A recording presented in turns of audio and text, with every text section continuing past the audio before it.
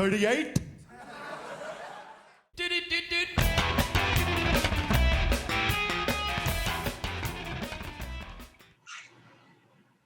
Welcome to the I Am Vinyl podcast. My name is Pete LaRussa, and as you see, I am flying solo here today on this episode, as I decided not to bother Joey.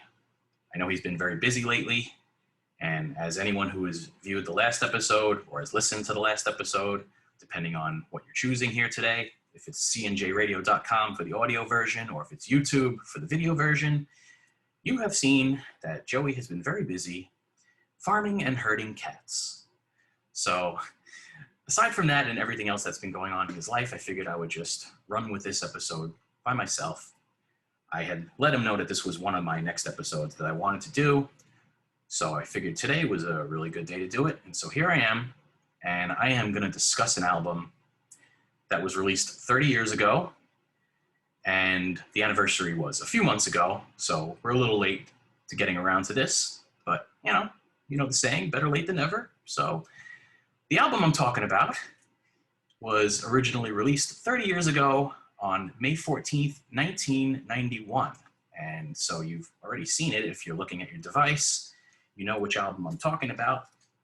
And for everyone viewing here, it is Primus, Sailing the Seas of Cheese. So I'm going to go into how I got into Primus and discuss a little bit just about feelings on the record and all. But just another reason why I wanted to do this particular episode is because I had alluded to it, sort of, in an episode back, I think it was January or February. It was episode 32, the Vinylversary edition, volume 5. And Joey and I were talking about Creator's Coma of Souls record, which had turned 30 years old at that time. And I went into a story about how myself and the Verderami brothers, how we had gotten into Creator, and how it was a unique thing for us because at that time when we did get into that band, we were mostly listening to bands like Def Leppard, Kiss, Motley Crue, Poison. The heaviest things we were listening to were probably like Anthrax, Metallica, and Megadeth. So vocal style that Creator presented at that time was definitely different for us. And, at first we found it very amusing, and we would watch the video a bunch of times for our amusement. And then all of a sudden it just started to kind of sink into our heads, and we really started to like what we were actually hearing. Rather than laughing at it, we actually started to get into it. And then eventually some of us would end up buying that record by Creator, which was Extreme Aggression. Just a reminder that the video that I was referring to in that story about us discovering Creator is for the song Betrayer. So what I was alluding to in that episode, and I had mentioned to Joey in that episode, was there was another album that would come out a few years later where we would have a similar type of situation. So here you go. This is the answer. It was this album. So I'm going to tell that story now. But before I do that, I just want to go into some basic stats on the album, as I like to do here. So the album was, as I said before, it was released 30 years ago on May 14th, 1991. This would be the first time that Primus would crack into the Billboard Top 200 Albums chart, when they peaked at number 116 with this album. Their previous and first full-length album, Frizzle Fry, was released on February 7th, 1990, and that was on Caroline Records. So they were on an independent label at that point. And this record right here would be their first on a major label when they would sign with Interscope Records. So, and it would also turn out to be their first platinum album, and it looks like they have two. So Sailing the Seas of Cheese and Pork Soda have been certified platinum, and Tales from the Punch Bowl has been certified gold. I guess, you could say it's debatable that if those records have sold a little bit more since they were certified. I would think maybe a little bit more. But that's what we have as far as certification and Billboard. And also just an interesting note too is Sailing the Seas of Cheese would peak at number 2 on US Billboard Heat Seekers chart. So it did very well for a first major label debut. There were 3 singles released. The first being Jerry Was a Race Car Driver. The second one was Tommy the Cat, which would end up on the Bill and Ted's Bogus Journey soundtrack later on. Primus would also appear in the movie Bill and Ted's Bogus Journey as one of the bands participating in the Battle of the Bands towards the end of the movie, where they perform Tommy the Cat. I should also mention that Tom Waits appears on most of Tommy the Cat in a guest vocal spot, and a third single was released for Those Damn Blue Collar Tweakers. So, anyway, let's get on to the story as to how myself and those Verderame brothers that I've mentioned a million times got into Primus. And it's pretty much, like I said, the same as the Creator story. As I mentioned a bunch of times on this show, I used to tape Headbangers Ball a lot. And I think on this particular occasion, I didn't watch the episode the night before. So I had taped the episode where Primus had made their debut. And it was a few days before the record was released. I still have the VHS tape, and I actually revisited it when this anniversary hit, as I just wanted to revisit it again and just, hadn't seen it in a very long time. So I thought it would be fun to watch it now as a, more of an adult than I was back then, and found that they taped the segment only a few days before the record was actually released. So what ended up happening was what ended up happening a lot of times. I would tape Headbangers Ball. Verderame brothers would come over my house, or I would go to their house. We lived very close to each other. So on this particular occasion, once again, we did the same thing. We would review the episode of Headbangers Ball from the night before and see if there were any, new videos that were played and anything else that we had never seen before. So on this show, Primus were guests with Ricky Rackman. So they had a segment where they were doing a few interview segments, and they were going to premiere the video for Jerry Was a Race Car Driver.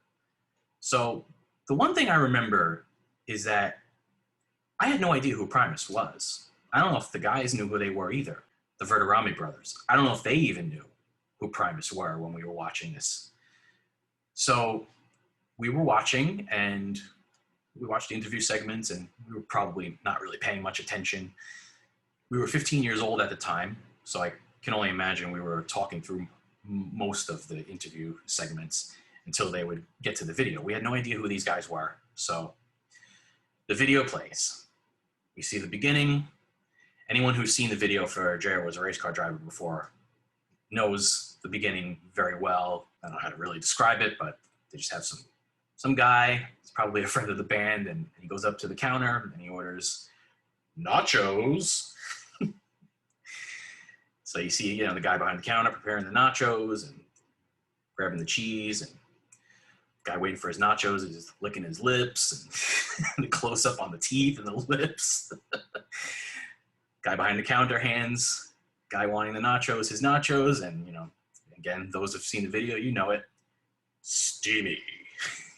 So then the guy walks outside of the store with his nachos. Skateboarder comes rolling on by, knocks into him, and those nachos go flying. And then, song starts. You hear this quirky bass line, and then the song kicks off. So, I don't know, what is it, about 15 to 20 seconds into the song until we hear Les Claypool's vocals? And you try to picture me and the three Verderame brothers sitting on their couch, and all of a sudden we just hear, Jerry was a race car driver. He drove so goddamn fast. Never did wear no checkered flag, but he never did come in last. We're like, naturally, started laughing. A whole bunch of what the fuck is this? And we wound it back, watched it again. I think the one thing that we did all, commonly agree on at first was when that part comes up, it goes, go! I think we all agree, that's a pretty fucking cool part. But otherwise, we were just like, what the hell is with these fucking vocals? So once again, the whole entire cycle, same thing with the Creator. Probably a few weeks of this, and we just revisiting this video again, and we're rewinding it and watching it again and laughing and having a good old time with this. So who's the guy that decides, you know what, I'm going to buy this record and see how it is and see how the rest of the album is and the rest of the songs are. I did. So I ended up buying the cassette. So with Creator, it was Andrea who would end up, diving in first. And with Primus, it would end up being me. Unfortunately, I don't have the cassette anymore. Kind of wish I still kept it, but it was the type of thing at the time, very limited money with the allowance that we were all getting at the time. So a lot of times when I would want to get the CD and not have the cassette anymore, I would trade in the cassette if I would end up buying the CD, which I did end up buying the Sailing the Seas to Cheese CD. It's sitting over here. I'm not going to go grab it right now. We're talking about vinyl anyway. So, but that's pretty much it. That's how myself and the Verderame brothers, that's how we got into Primus. And so I've been buying their records ever since. Ended up going back and getting Frizzle Fry, and the first actual release that they did put out was an EP called Suck on This, which was a live EP. So that's pretty much it. There's not really much else I could say as far as how we got into the band, but I would end up buying the record and I would end up getting into all of it. It was just, again, it was like Creator. It's just one of those things that you just had to really get used to what you were listening to. But, we also recognize, wow, these guys are, amazingly talented musicians. And, me being a drummer first before I ever played guitar and bass and sung in any bands, Tim Herb Alexander, what a fucking amazing drummer. Obviously, all three of these guys were very influenced by Rush, and it shows. So, I know that Primus has a core following as far as fans, and I also know that they have a lot of people who really just despise the sound of the band, the sound of Les's vocals. I truly appreciate and understand that. It's definitely not for everybody. So that's really all I could say to that subject, because I've seen some people say, how the hell can you listen to Primus? Primus isn't a band you listen to. That's pretty debatable. I mean, yeah, Les doesn't have a voice for everybody. I think they've always been very creative over the years, even when they've made records that maybe weren't as good. But I just think they've maintained a really great creative thing with the sound, and they've evolved. They haven't, made this record twice, that's for sure. So what I figured I would do here, I'm not going to make this a very long episode, but this was also something else that I had discussed with Joey, is I wanted to start doing shows focusing on albums where we just play like our favorite 5. I just held up 10 fingers, but our favorite 5. So that's what I'm going to do here. But before I play any tracks, I'll just show the vinyl here. And obviously I've shown the album cover. This was something I picked up probably around 5 or 6 years ago. And it's 180 gram vinyl, as you saw there on the hype sticker. And it comes with a liner sheet with the lyrics, same as they were in the cassette and CD editions. It's pressed by Plain Recordings, and I've heard mostly bad feedback about Plain Recordings as far as their vinyl. Sorry, it's a little difficult to see the label here. I'm doing the best I can here, but it's not really working out. There we go. There we go. So, I've heard good and bad things about Plain Recordings. I don't own many pressings by Plain Recordings. This is actually only the second one I have. I have a Plain Recordings pressing of Mr. Bungle's California as well, along with the Music on Vinyl pressing of that record as well, as it's my favorite Mr. Bungle record. But I've never found these two pressings that I do own by Plain Recordings to be that bad, to be very honest. This one has always sounded very good to me. So I'm not sure if it's out there these days, if it's still being pressed by Plain Recordings, but I have to guess that there's probably a version out there. And that was the Plain Recordings 180 gram edition that was released in 2008. If you get this one, I don't think you'll be disappointed in the sound quality, which hopefully will be on display with the tracks I've chosen. So I've been having a look at the back cover here, and I gotta tell you, limiting this down to a favorite 5 definitely proved to be a lot tougher than I expected when I was even thinking about this. it's impossible for me to leave out Jerry Was a Race Car Driver because it's the first song I ever heard from Primus. And honestly, I still enjoy the song a lot to this day. It hasn't really gotten old or tiring to me.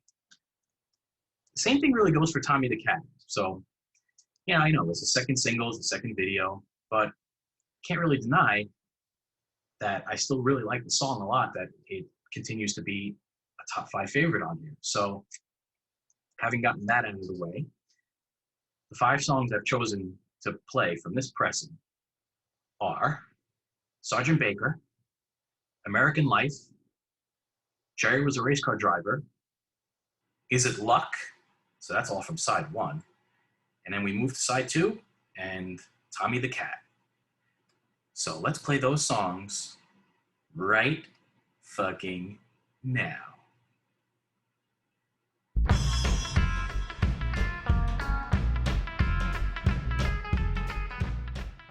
I'm back, and I hope you all enjoyed those tracks. So once again, just to run those down, that was Sergeant Baker, American Life, Jerry Was a Race Car Driver, Is It Luck, and closing with Tommy the Cat.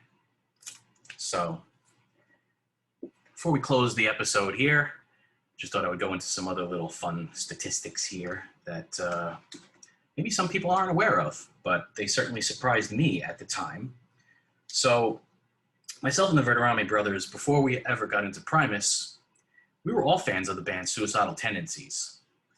So when we did eventually get into Primus, it was fun to see eventually, after a while, those of us that have this record, Join the Army, that if you looked very closely at the back, produced by Suicidal Tendencies and Lester Claypool. And it says underneath, engineered by Lester Claypool. So this record was released on Caroline Records, and I believe it was released in 1987. So Les had been kicking around for a while and had been working in the studio with some bands before Primus ever even released their first full-length album. Les Claypool even tried out for Metallica after the unfortunate tragic accident that took Cliff Burton's life in 1986, and obviously he did not make it into Metallica. That also would stretch out into the Kiss world for Kiss fans out there, and obviously we've had a few Kiss Roundtable episodes, so if anyone has been tuning in thanks to those episodes, well, you probably know where I'm going with this, but for those who don't, there is indeed a Kiss connection to Primus and Les Claypool, and that connection happens to be right here. White Tiger was an album that was released, and it was in 1986, and White Tiger had former Kiss guitarist Mark St. John. The Kiss fans that know who he is, and for those who don't, that's him right there. And I had found out about this probably within the last 10 years or so. I ordered this CD because I never owned it before. I never had the original vinyl, but you know, me being a Kiss fan and a collector, I decided to order this CD when I saw copies were available. And wouldn't you know it, I look at the back of it when I get it, and it might be pretty difficult to see here, but believe me, it's there. Engineered by Lester Claypool. Who the fuck ever knew? You know, I just could have never pictured Les Claypool working with White Tiger on this record. Not a very good record, so, you know, being honest, but there you have it. You have couple of little fun stats that we would discover later on after we became fans of Primus. And there's the CD, just in case any of you thought I was lying. That little hype sticker right there, still have it. There was a 2013 deluxe edition CD and DVD released where the album was given a stereo remix by Les Claypool. Me, I still prefer the original mix, but this is out there and definitely worth checking out. I figured before we close here, I would just go into some other Primus vinyl that I do own. some I have featured on the podcast in recent times. And this is the follow-up album, Pork Soda. So I have this vinyl pressing of Pork Soda, and grab the record here really quick. Just record. In case anybody is interested in looking to buy it, want to know how it looks. I got the black vinyl edition. Vinyl sounds great. Actually spun this not too long ago. Again, I wanted to listen to it. Had been a while. So that is Pork Soda. Now, I had talked about this record earlier, their first full-length album. This was purchased at Princeton Record Exchange in New Jersey. So this was their first album, Frizzle Fry. And the edition that I have, this was a really nice $13.99 purchase at the time. I don't know why they had it on sale, but at the pink vinyl edition, which is really, really nice. Sound quality is okay. It's a little low, given the length of the album, their most recent studio album, The Desaturating 7. And I haven't really featured this album yet on the podcast, so I haven't shown it yet as well. But for those who've never seen this one before, it's a rainbow splatter. Really nice. Plays very well. And I like this record. I know there was some pushback on this record. There was some people that weren't really that thrilled with it, but I like it. What's also nice is the inside of the album cover is even lined with some colors. I listened to this one not too long ago, again, and again, like I said, I still really like this record, but I know it has its share of people who aren't exactly big fans of it. So let's move on to the next one. And the last one is one of the more recent ones that I did get, and it was this Record Store Day edition of Primus, Suck on This. Offhand, I think this was one of the Record Store Day drop editions from last year. It was either day 1, 2, or 3. So that is the latest Primus vinyl that I own, and I will just grab the vinyl here just to show everybody. This is really nice. Sound quality is excellent on this one. As the YouTube viewers can see, it's a nice translucent blue vinyl. So that is the episode here about Primus sailing the seas of cheese, and a little Primus appreciation for those out there that are fans like myself, and I do believe Joey is a fan. Not particularly sure how big of a fan, but I think he is a fan of the band. So that's going to wrap it up for me here. Hope everybody enjoyed the episode once again. Thank you once again for tuning in, whether it's here at cnjradio.com or your preferred podcast platform. I know we're still out there on Apple Podcasts and on Spotify, so I thank you for tuning in once again. And I also thank those that are viewing on my YouTube channel. And please be sure to check out our other shows here at cnjradio.com. Wrestling House Show, Rock Strikes 10, Talking Rock, The Synaptic Empire, and The Last Theater. And of course, you're here watching I Am Vinyl, so I know you're supporting us here at cnjradio.com, and we all can't thank you enough for that. So until the next episode, once again, I'm Pete LaRussa, and we'll see you next time here on the I Am Vinyl podcast on cnjradio.com.